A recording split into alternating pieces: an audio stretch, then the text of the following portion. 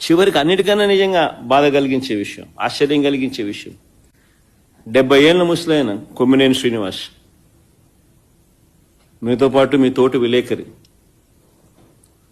Reputed విలేకరి, senior journalist,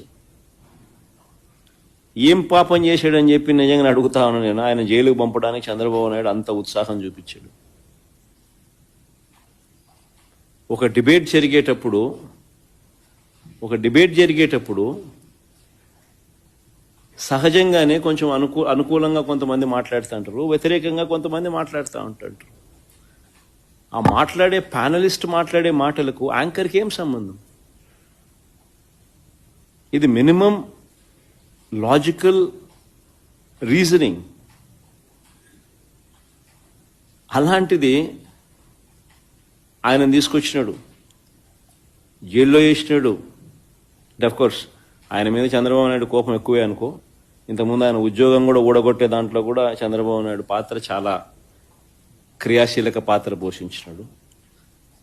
అంతటితో ఇంకా సంతోషపడలే ఉద్యోగం పీకినందుకు అప్పట్లో.